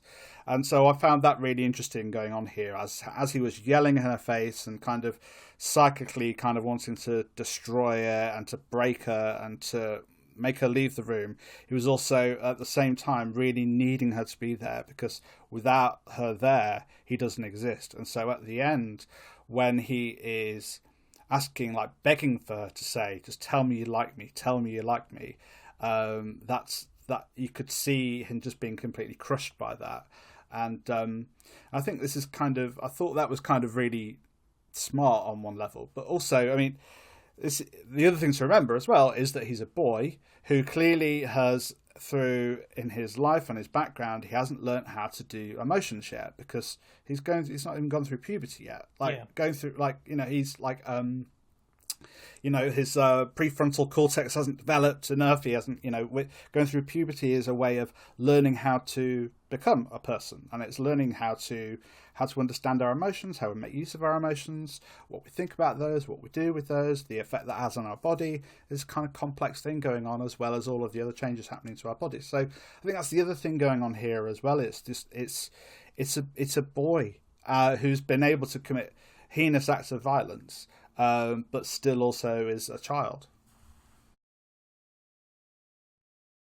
Yeah, I think he's very much on that edge. And what I like about it, because this was more when I watched it the first time, is during the start of the conversation, again, before like the tension rises and he starts becoming, or like displaying this sort of need to control and like put her down and put her in her place, she's after the sandwich thing, they just start talking about like, oh, what are your grandparents like, you know, and then in those first scenes, like, he's just this normal kid, right? He's what, 13 or 12, and he's just, you know, he makes little jokes, he like does his grandmom's accent, and it's just like, at the beginning, certainly, you're sitting there with this kid who's just like any other, like, 13-year-old boy. Like, that's exactly the type of behavior, you know, you'd expect. And he's funny. He's quite clever as well. And then, like, it's not... The second the conversation turns inward and starts, you know, she starts saying, how did that make you feel? What do you feel? What do you think? He gets very, like, defensive because, again, like, he loses that control, and then he starts saying, well, I'm a loser, and like you know, and that's such an interesting thing where, like, he's fully convinced himself that he's a loser and, like, that he doesn't deserve love or sexual attention or whatever it is. And, like, it's just, yeah, it's a really interesting way to talk about it. But I think maybe we should also talk about, like, that there are several moments, and I know, Jamie, you referred to, when we were chatting about this, you referred to us as where he becomes the Joker. Like, there's the stuff where, like, he's yelling at her and she's like, you know what I mean? Like, I think it just sort of struck me as a bit kind of like, and again, it ties into the stuff where the camera never stops moving. Like, do you know what I mean? Like, I feel like they just tried to make it seem more disorienting and, like, kind of like action, you know, like, I think there was when I was looking at the behind the scenes stuff and the thing about, like, the rain and the lighting changes to try and, like, you know, the gaffer on the show said that they felt, he actually said, you know, I feel like we overdid it in the end, but we did that because we felt that the room, like, just two people in a room would be boring. And I feel like, you know what I mean? I feel like that's not true. I feel like the two of them having this conversation, like, was enough. You know, you didn't need to keep moving the camera. But also, I feel like, I mean, and admittedly, I've got no, like, real experience of, like, psychology work, so I could be completely wrong. But I felt like they kind of overdid it a little bit with, like, his outbursts shaking her, like, a bit more. You know what I mean? Than I felt. When, like, unless it's meant to be her first, like, you know, week on the job or something, it felt like, you know, she was a little bit too shaken by a 13-year-old boy shouting at her. It felt kind of like they were sort of overdoing it a little bit to try and fit the sort of the trope of, like, you know, a one-on-one interview with evil or something. You know, there was bits where it felt like it crossed the line into a bit, like, over the top for me. But again, like I say, I've never had to interview a 13-year-old murderer, so I might be just full of shit. But yeah, I mean, like, I think that the fact that he has literally taken the life of a young girl, like, yeah, you know, like, it's her fifth visit, so, like, she has obviously built a relationship with him, but at the same time, she is fully cognizant of the fact that his outburst he is capable of is. I mean, going back to the first episode, but, like, the thing in the CCTV video that instigates him to murder that girl is she barges past him in, like, obviously a dismissive and, you know, I mean, like, she pushes him to the ground. Yeah, she sort of barges past him, he falls to the ground, and, like, that tips him over the edge to literally kill the girl. So, I mean, I could totally understand, like, someone, like, even like a, you know, a qualified psychologist who's interviewed all kinds of people. Like, I don't think it's necessarily overplayed, I suppose, is what I'm trying to say. Like, yeah, there is that undercurrent of the anger and violence, so... Yeah, but the thing is, though, I mean, if she was genuinely worried about him, she wouldn't have, like, told the other, like, the like, guard or nurse or whoever the guy is to stay outside the room and, like, wave him away and that, you know what I mean? Like, it's like, it's just a sort of... I mean, again, I watch far too much fucking, like, TV and films, so, like, but it felt kind of like they were playing to the classic, like, trope of, someone's out of their depth. They think they can handle like this criminal genius, but they actually can't, and it just sort of. But like I say, I fully recognize that, like, you know what I mean. I've got no experience in the field, so maybe it does ring true. But... I think the way I read that was that this was somebody who's actually being. This is actually someone who is a well put together human, because the yelling at her was really violent, very, very aggressive, and she was having to kind of not react, and so she was experiencing that moment. She was having to do something. She was really having to override her body. She was having to say to her body, "No reaction. I'm feeling like this response. My sympathetic nervous system is activated." And then when he left the room, it was allowed to kind of come out. And I think that, from knowing therapists, I don't do that kind of work, but knowing people who do, they have regular supervision. They have there are limits on how many clients you can have in a week and how many times you can do that, because it really does do that. That when you are in the room with that person, even if you're not there for the client because you're there for the court, it really does do things to your body in that way. And I suppose if he had learnt how to understand his body in that way, I guess, and if his dad, if Stephen Graham character had learnt how to deal with his body in that way, to learn how to be with their body and to understand what it does and what else it can do, then I think that that's one of the things it might kind of bring up, I suppose. I think also, like, it's probably a good time to touch on the fact that Jamie is very much his father's son in that, he immediately asks for his dad to be his appropriate adult when he's being arrested. He clearly looks up to his dad with, his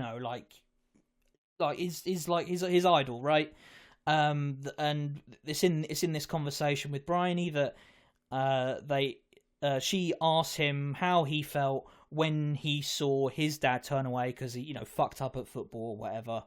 And, like, he is so reticent to even say how his dad reacted to him fucking up at football, because he looks up to him and wants to emulate his dad.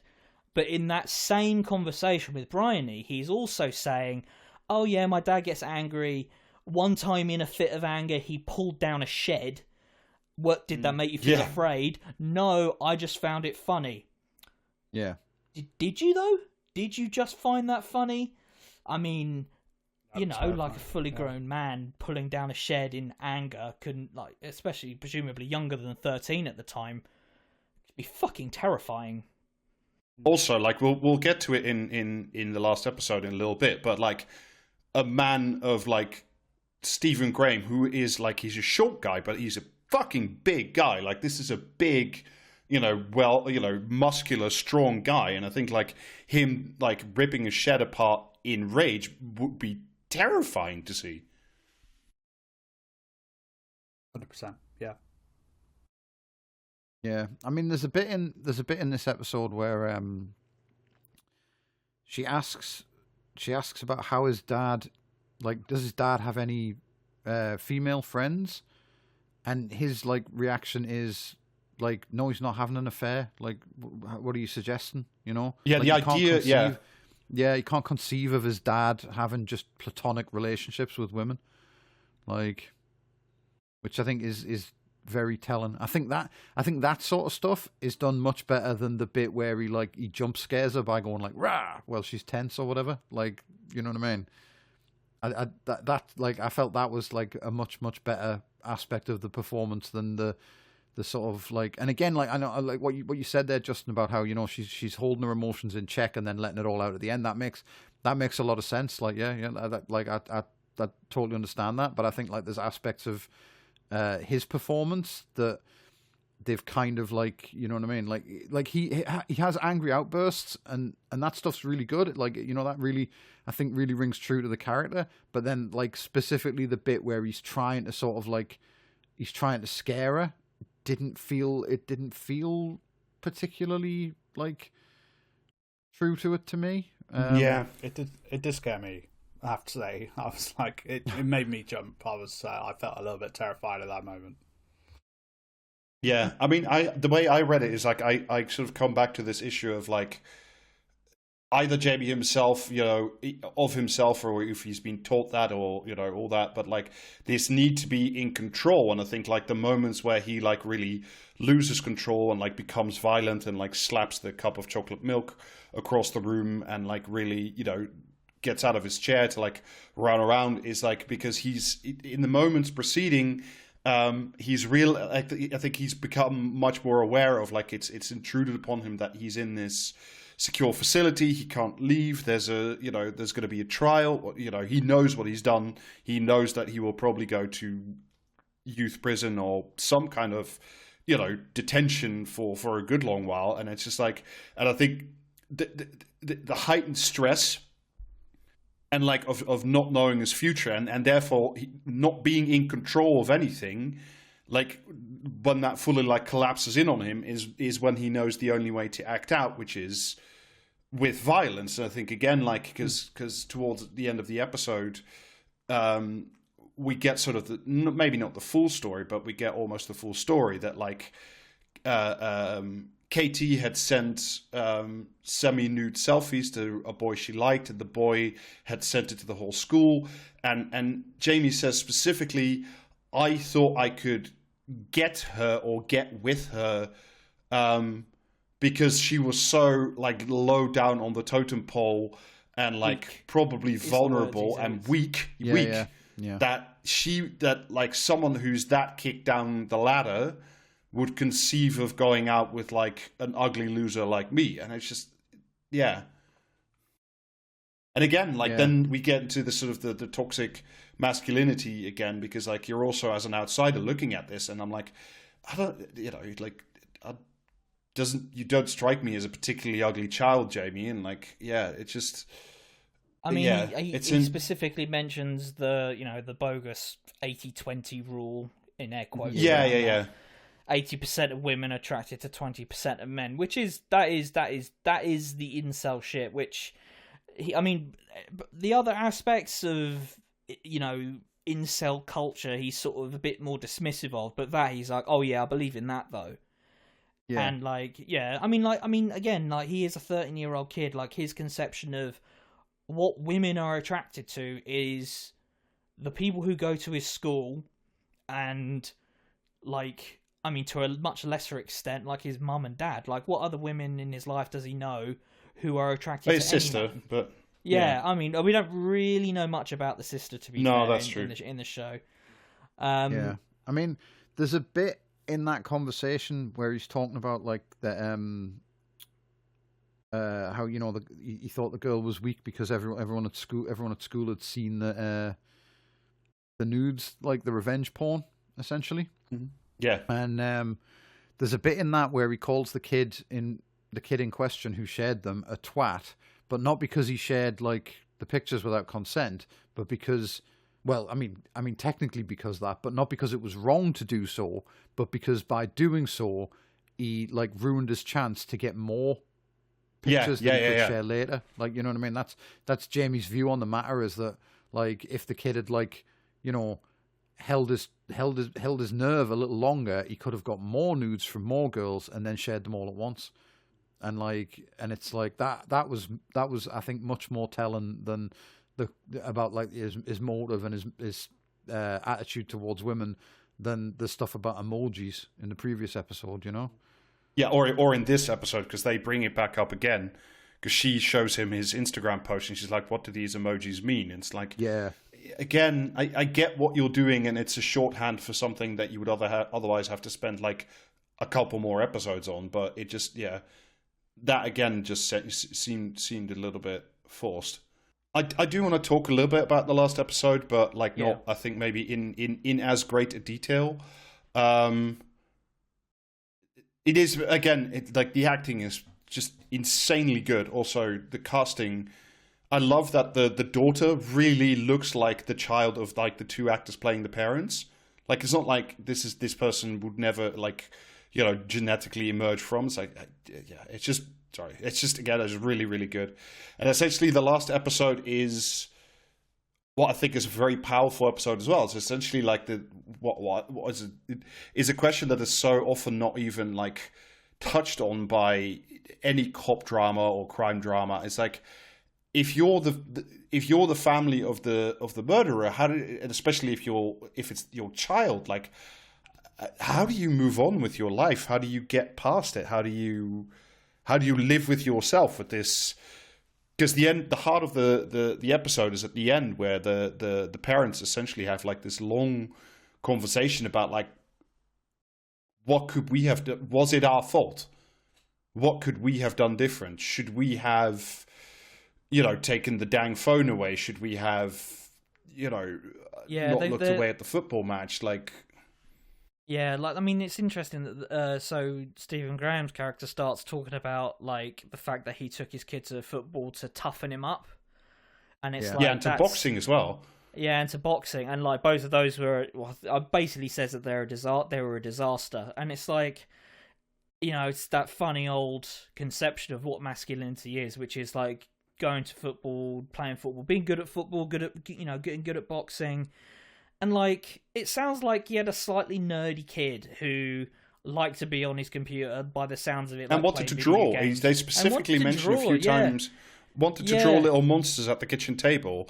And, like, you get the sense, it's never spoken, but you get the sense that was, like, at least for Stephen Graham's character, that was maybe not... That wasn't, appropriate or something, like, or masculine enough, if we're in this vernacular. The thing that I took away from that was because, Stephen Graham's character says, I'd never raise my hand to him, but my dad beat the shit out of me, words to that effect. Yeah. And it's like, not beating your kids, like, I'm sorry to say, is like the most basic thing that you can do as a parent. Like, granted, like, I mean, he's middle-aged, so like 50s or so. Like, he comes from that really... It's literally, that 4th episode is set on literally his 50th birthday. Oh, yeah, of course it is.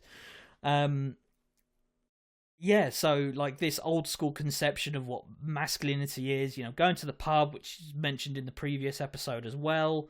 And, like, some, like, throughout history, some of the greatest artists, authors, etc., etc., etc., are men. Like, I mean, that's also for... patriarchal reasons as well, but like at the same time, like these great expressive works, men are able to do these emotions, but again, that's you need to be able to teach your kid how to express your feelings and feel your feelings while also trying to expose him to different things like football and boxing, I suppose. Yeah, the thing I want to say as well, the conversation he has about how his dad used to like batter him, and he's never raised. He said he swore he would never do that. I don't think it was the intent, but watching that, I was like, oh, okay, well, like to be uncharitable, like a large percentage of the British audience watching this, the lesson they're going to take away from the show is, well, yeah, you should beat your kids, because Stephen Graham was beaten by his dad, and he never murdered anyone. And he didn't hit his kid, and his kid's a little fucking like shit. Do you know what I mean? Like, I don't think that was the intentional message of the show, but everything, like, everything the show says and about like why this happened and what could be done and everything is very subtle and very in the background, and then that bit is very easy to like take as a handhold. So I think, like, yeah, a lot of the takes you like hear are like about what should be done and what the problems are and everything are very bad, which we'll get to shortly. But I feel like the average viewer is just gonna like grab that as a message and just think, you should, like, kids need discipline, because it's like, especially the stuff about the manosphere and the incels and that Andrew Tate shite, like, that they mentioned in the second episode, they don't really explain what that is, and I feel like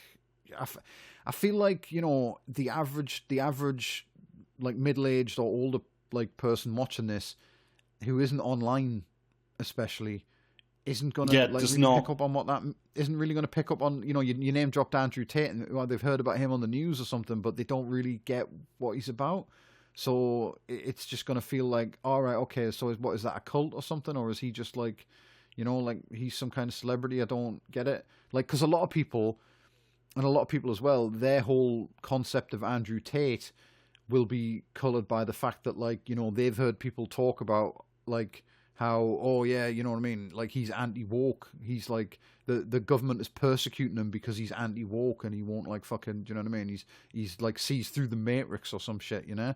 So I feel like you know what I mean? And the thing is, I'm not gonna say that like they should have, you know, been less subtle about it. I just feel like that particular scene did kind of like, you know, it did leave me in like very little doubt that a lot of people will sort of assume that was the message of the show, you know, like. Yes, I mean, subtext isn't real, to be fair. Yeah. But I really found that episode really important, actually. For me, it was kind of talking about one of the themes that was coming up in the show, which was actually first brought up in the second episode by D.S. Frank, saying, you know, why is it that Katie is not the story here, you know, and that actually we're making Jamie the story.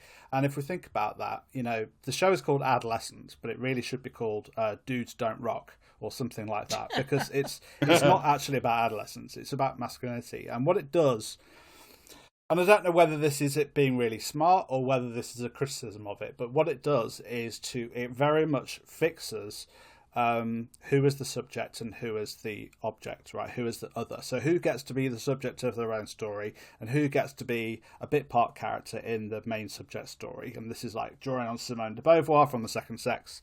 And it's like, it's always the man in this show called Adolescence who is the subject. And that final episode brings this out beautifully because, yes, it's Stephen Graham character's birthday, but the family are treading on eggshells around him because he might have a violent outburst at any moment. But then when the violent outburst isn't there, so when the violent outburst is there, they're paying attention to him or they're scared of him, but they are constantly thinking about him. But when the violent outburst isn't there, they're looking towards him, treading on eggshells and being thankful that he's trying to be better and trying to be humorous and trying to bring some levity. But the whole focus is on him. And he remains the subject throughout, just as Jamie remains the subject throughout. So it's about the perpetrator is the subject and the dad is the subject. And the interesting thing here for me is, I think this is kind of a broader point about masculinity, is that, well, if you're going to be the subject, do something with it. Like, make use of this incredible power. And so one of the issues, I think, is that he is kind of, you know, scratching his head and I don't know what I've done here. Well, you've done nothing. All you've done is to teach your child how to be angry and aggressive. And you've not even done that in an effective way. There are ways that we can be angry, right? In ways that are incredibly effective. Anger is the injustice emotion. Anger is the I need to stick up for somebody or I need to stick up for myself emotion. You know, I'm drawing here on Pixar's Inside Out, which I think is a great movie. But that's the only thing he's taught him. And he's not even taught him how to be angry effectively. He's not taught him how to be sad. He's not taught him how to be ashamed. He's not taught him how to be worried. And he's not taught him how to be the other one: shame, worry, sad, anger, or joyful. There's no joy in this, you know, very little joy in this whatsoever, right? And so I don't know whether is the series kind of question, is the series like doing this deliberately, saying, you know, look, we give men all of this subjectivity, all this power, and they use it and misuse it, and yet they still moan about it. We still moan about it. You know, I'm a man. Or is it, or is it just like a story about dudes? And is it like, oh, we just have to have another story about dudes? Yeah, I mean, I will say, I thought of the 4 episodes, the last one was my favourite. Right. I mean, aside from that obviously that complaint I've got about the way they handled the whole, because it just felt like the way it's brought up, it felt like really just an obvious handhold for like your average Daily Mail reader to grab onto and go, no, yeah, that's the point, yeah, absolutely 100% right there. But I thought that was the best episode. Like it was an incredible character study of like British dad, like, and the thing you say where everyone's treading on eggshells around him the whole time, like that, it was 100% like, there's so many British blokes like that, where there's a constant, like, they've never hit their family, they've never like lashed out at anyone or anything like that, but the threat of it is ever present. Like Stephen Graham like has pointed out that, like, he wanted to play the character as, like, wanted to be absolutely clear that the character as written and performed had never been violent to his family. And it's like, I mean, not physically, no, you know what I mean? But he doesn't, you could argue he doesn't need to be violent, like physically violent towards his family, because of the threat of it hanging over them, you know what I mean? Like, because every time he gets into he starts to get into an argument with his wife, you can see her scrambling to like diffuse the situation because she's afraid of what's coming. And it's every time, pretty standard. The gender role of a woman is to manage the emotions of the men around her. Yeah, and it was really, really well done. As to whether or not the show was being clever about, like, well, this is what men do with the focus that's afforded them, based on what the two writers have said in interviews since the show came out, I'm going to say maybe not that clever, because everything I've heard from Stephen Graham and Jack Thorne, did I get that right? Is it Jack Thorne? I think that's right, yeah. Yeah. Everything I've heard from Stephen Graham and Jack Thorne kind of suggests they don't really understand their own show as well as you might expect.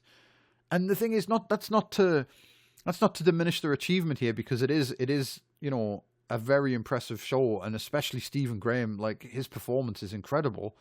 But I do feel like maybe he doesn't quite understand why his performance is so incredible based on the things he said. But I do also kind of feel like maybe they weren't expecting the attention, and, like, they put this show out, and Stephen Graham wrote this because he'd seen like a couple of like murders in the news and thought we should investigate why young men are killing young women, and maybe do a show about that and ask some questions.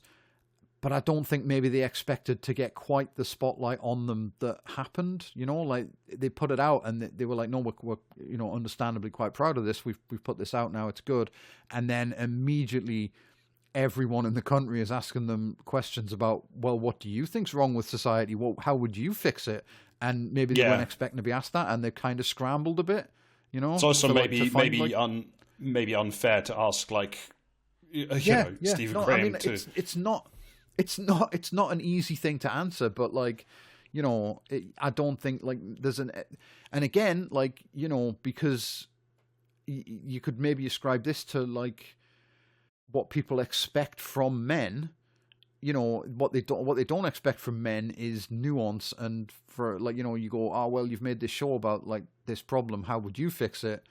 And you know what I mean? It's kind of like you're conditioned as a man to have the answers, to know what you're talking about. How would you solve this problem? Well, first of all, overthrow capitalism. Second of all, yeah. Do you know what I mean? You're not like it's gonna, especially if you've been interviewed in the press about your show.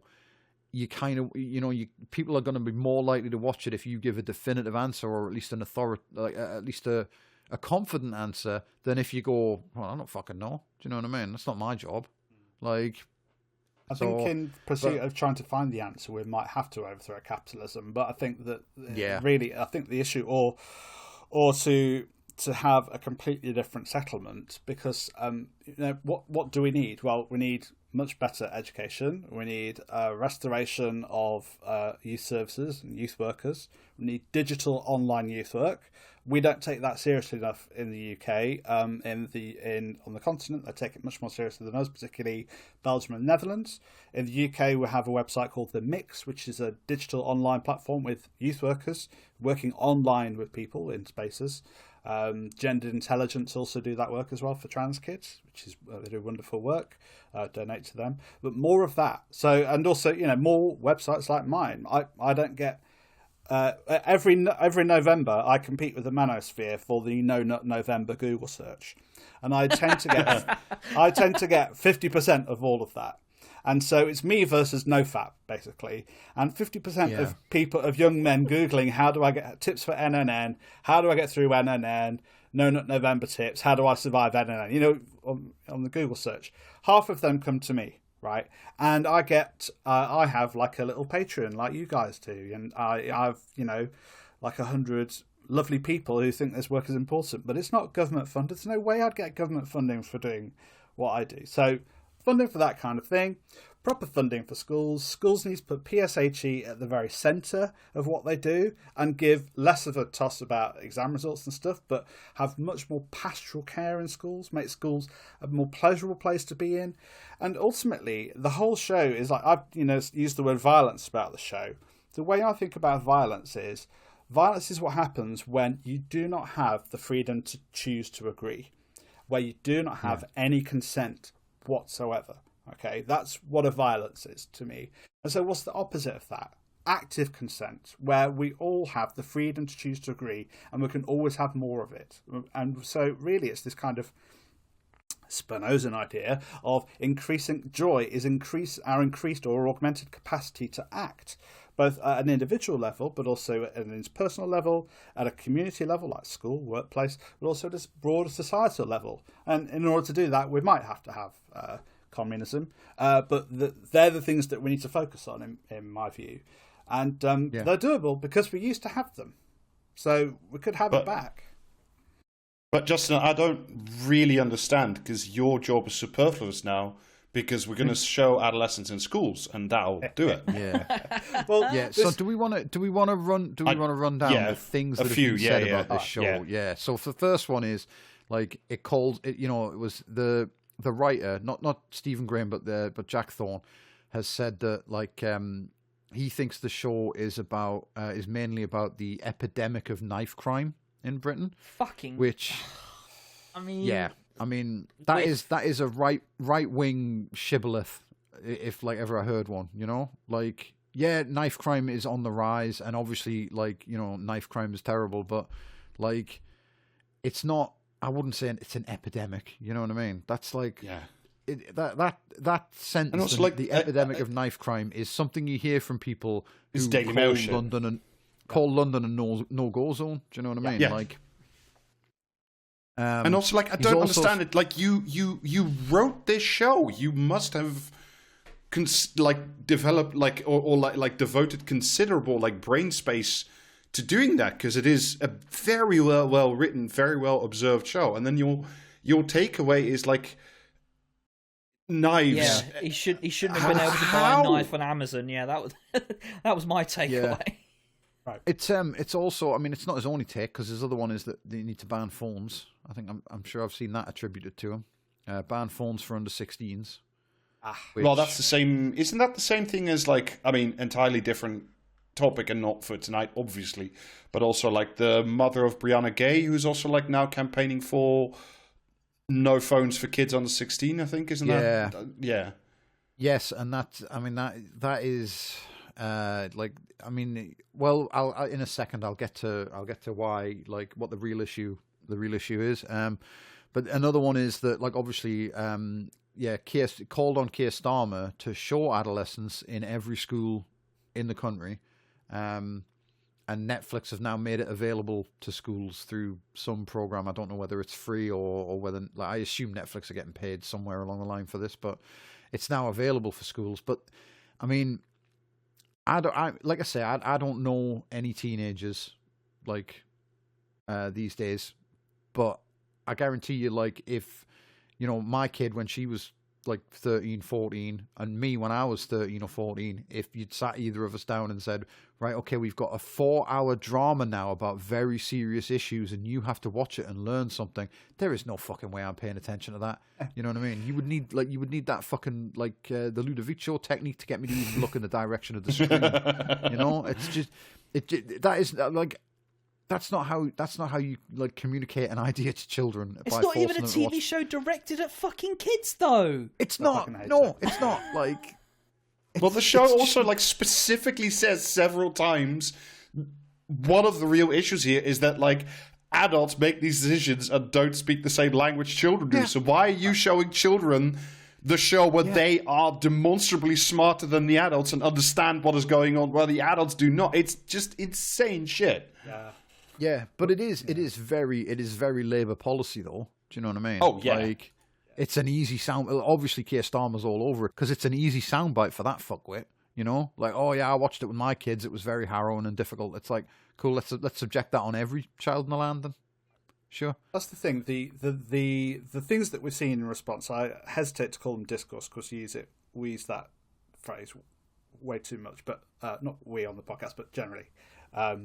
It's used too much. But if the question was, well, what are we going to do about this that doesn't cost any money or actually doing anything fundamentally radical within the system? That's the issue, right? And instead, the question is never well, what are we going to do about it? Seriously, let's think big, because we need big solutions to some of the problems. Because also, one of the things that the show demonstrates really well is that it is this broad assemblage of things. And one of the things that's been really frustrating about the discourse is that what people have done is to kind of chip off a bit of the show and go, well, if we solve this issue, like prevent, kids having computers in their rooms or stop them having mobile phones, then it'll stop the whole issue. No, it won't. Like, boys have been violent. I've been working with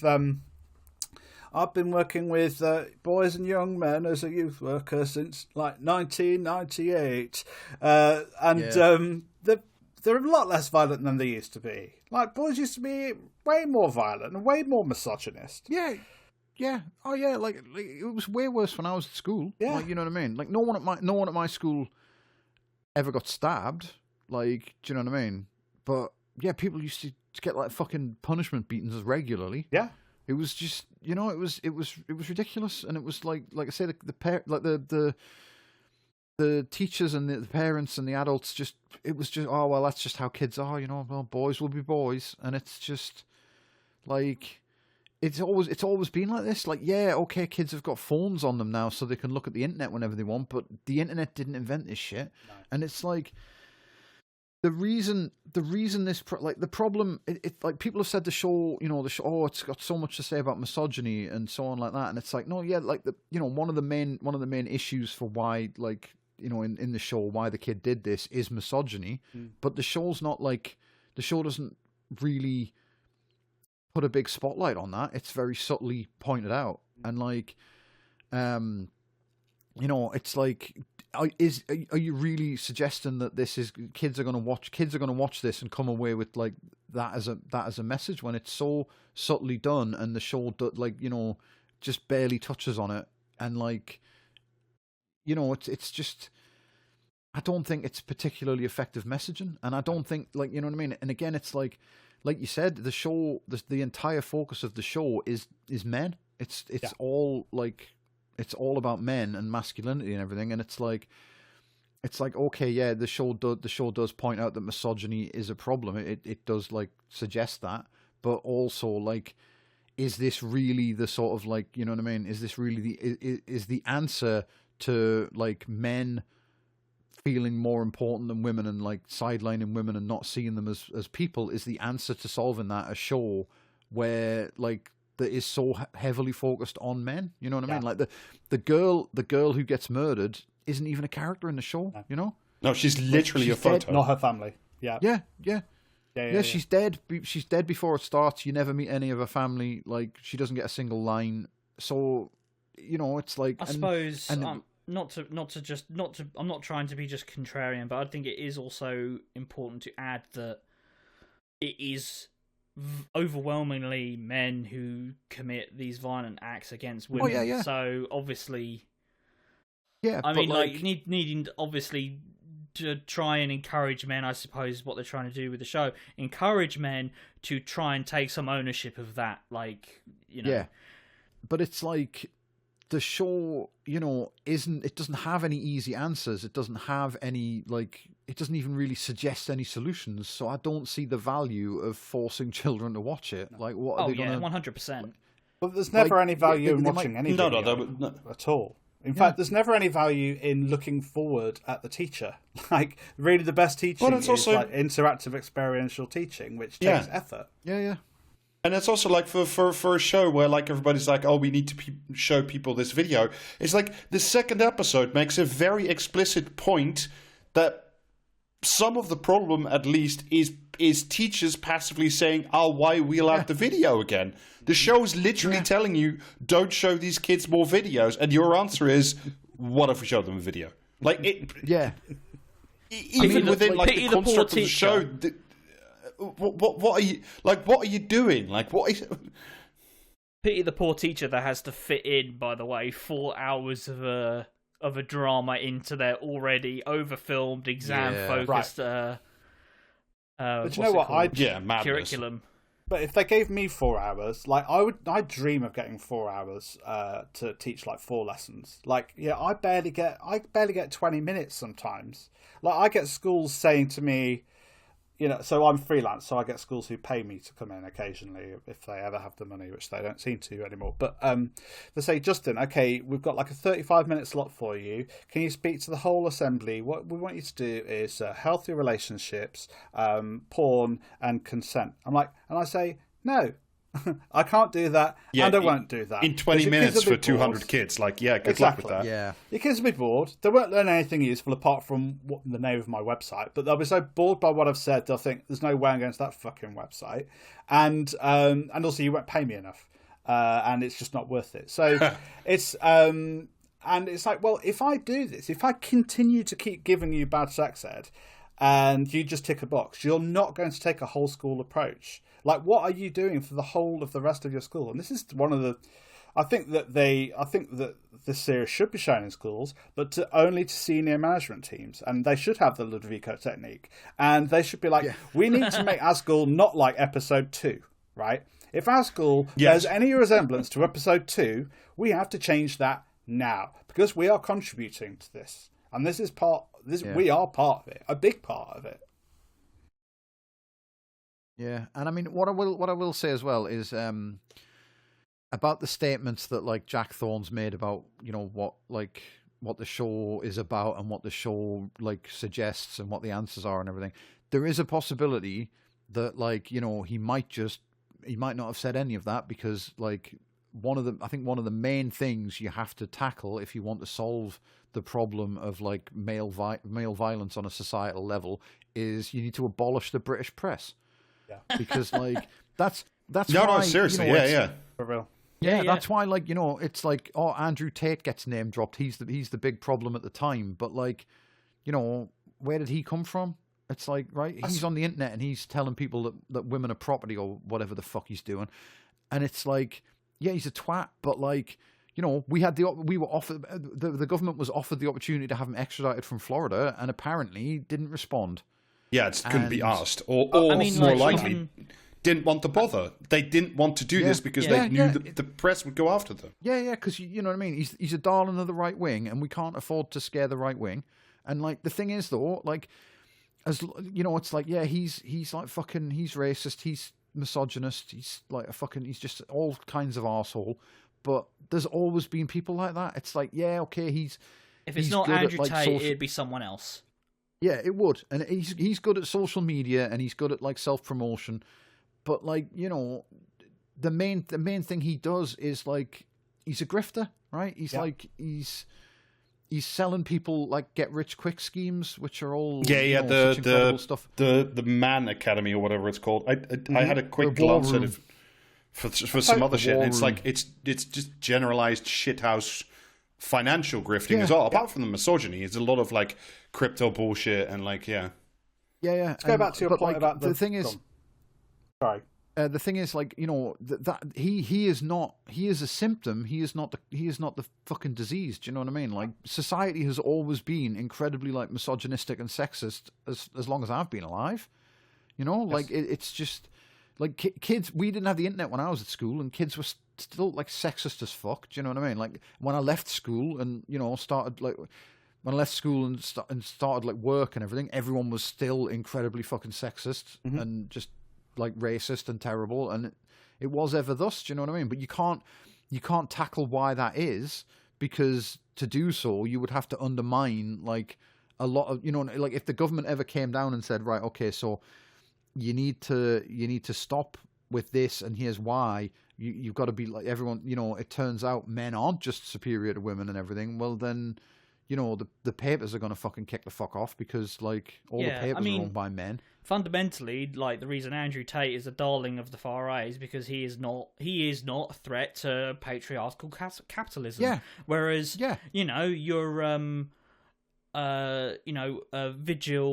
women at vigils are a threat to patriarchal capitalism. Yes. So obviously, we have to throw every fucking cop that we can find at them. To suppress that. The other, it's the same. I've got a spicy take. Sorry, go on. That you might like. So I've worked, as I said, I've worked with thousands of young people in person, but also millions via my website. I've heard more about Andrew Tate from fucking Novara Media than I've heard from any young person. Right, and Novara are doing these kind of right-wing talking points too, and talking about how Andrew Tate has gripped the young men in our UK, in our schools in the UK, and it's this thing that we're desperate to kind of reinforce this kind of spectacle. This one guy, and actually, when you do talk to young people about him, they're like, "Oh, for fuck's sake, don't talk to me about him." Like, you know, even the ones even young people who are like just vaguely like pro are like, "Oh, it's got a point on this, but generally speaking, I don't really care," you know. And it's like when adults are talking about this, it's like adults talking about shag bands and any other kind of like moral panic, and they see right through it. And so if you want a young person to know you're incredibly inauthentic and you don't know what you're talking about, go into a lesson and talk about Andrew Tate. That's one of the real frustrations, is that actually all of the discourse, both the right wing and also the left and the centre, kind of talk about this guy and create this spectacle. And it's like, he's a very damaging guy, very bad guy, but getting rid of the guy is not going to help because he feeds into the common sense of masculinity. No, it's also it's very sort of wizard in a it's like evil wizard in a tower. If we just get rid of the wizard, you get rid of the problem. It's like no. Also, because for this niche, as far as I understand, like the whole, like Andrew Tate's like sort of business model, but there is a business model there, and like the moment you send this guy and his brother, and by all accounts they should be in prison, so off you fuck, despite me being against the castle state, but like there's going to be a new wizard will take up residence because you haven't broken down the structure. You've just taken out a guy, and that's fun and probably not bad, but like the thing is, right? If getting rid of Andrew Tate wasn't going to solve the problem, well, that would suggest that the problem was systemic, and problems are never systemic because that would suggest that our systems are bad and we can't change those. We like those. It's like, the thing like you mentioned that we mentioned Brianna Gay's mother, who's like in the papers talking about how we should ban like internet it's on access, the 16s from phones or internet or something. Ban under 16s from the internet because of like the dangers of social media and everything. And it's like the thing is though, like the papers are hardly going to give her a platform to say, well, we should like we should stop the papers from printing fucking transphobia 24/7. Yeah. 100%. No newspaper's gonna like get her in to do an interview about how they're the real fucking problem. So obviously she's left with, well, it must be phones. Do you know what I mean? Yeah, because it has to be. Yeah, the thing is, like, you want to address like misogyny, say, right, in society. One of the main things you've got to do is you've got to teach kids that, like, you've got to teach kids not to objectify women, right? You've got to say women are fucking people, and they're not just there for you to look at. Women are real. We're the first podcast to say this. They're not just there for you to look at and rate on a scale from like 1 to 10 of like how attractive you find them or whatever. But if you tell people that's wrong and society abolishes that, well, then the Daily Mail doesn't have a website anymore, does it? You know what I mean? It's like if it's wrong to sort of stalk women and like with long lens photography and like take pictures of their fucking kids and talk about how grown up they look. I mean, how long ago was fucking Page 3, right? Like, yeah. And it's like the thing where, you know, the panic we had in 2016 onwards about fake news, and you can't trust your eyes anymore, and like everything's made up, and people don't know how to distinguish between real like things that have happened and propaganda and so on. And it's like, yeah, okay, but what kind of government is ever going to teach people how to, like, you know, be immune to propaganda? You know what I mean? It's just they would never explain how. Because again, if you go down to schools and you teach kids how to like properly, like, you know, how to read something and like, critical, you know, like analysis, and say critical thinking. That's what I'm looking for. Yeah, if you teach kids how to like approach things with critical thinking, well, then you're fucking pissing all over the business model of every newspaper in the country, because they thrive on telling people things that aren't. What if the true. kids say, "Well, I have these skills now. What if I use them for some other things in my life?" Yeah. And honestly, that's what youth services were doing. That's what a good youth worker would do. It is like built on the whole theory around youth workers. It's a counter-hegemonic practice and using like a social pedagogy. It's like, and so there's no wonder that kind of just was allowed just to be thrown away under austerity Tory government. Yeah, because it's woke, right? You know what I mean? It's woke to see your kids as people with their own, like, you know, thoughts and ideas about things. That's not how children work. It's woke. It's even woker than woke. It's a becoming. It's, you know, children are basically a primitive combination of animals and property. Like, until they're old enough to get a fucking job. All right, I think Justin, I'm glad the podcast has an overall message at the end. That's good. Do you have any final thoughts, or shall we leave? You know, not leave it there, but shall we wrap it up here? No, I found it a really interesting, generative conversation. It's helped me to get even more out of the show, and it's a shame that it's kind of been used and misused, but there's been a very interesting conversation with you all. So thanks so much for having me on. No, thank you so very much for coming. Yeah, thank you. Yeah. And if people would like some genuinely productive sex and relationship advice, and, you know, or maybe just simply more Justin in their lives, where could people go and find such a thing? Well, all of my work is at my website, so you can see everything I do there. justinhancock.co.uk. That's probably the easiest. So all my work for young people, but also adults and practitioners, and my own podcast, it's all there. So justinhancock.co.uk.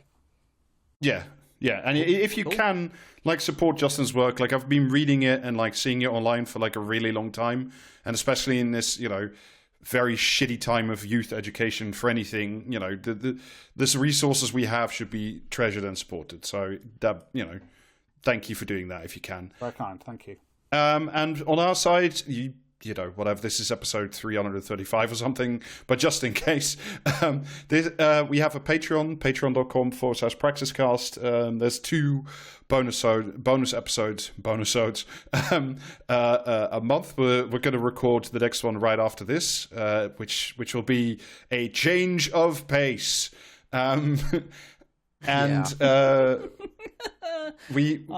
Spare me. We also do Twitch streams on Sunday at 6:30. We're doing, well, I'm not. Jamie and Alistair are doing Dwarf Fortress, and there's merch at. Come become a dwarf. Yeah, exactly. Witness a small become a dwarf. Yeah. Twitch.tv/praxiscast. Exactly, and there's merch at praxiscast.tmail.com. And thank you very much for listening, and hopefully see you on the bonus. Bye. Yeah. Cheers. Bye.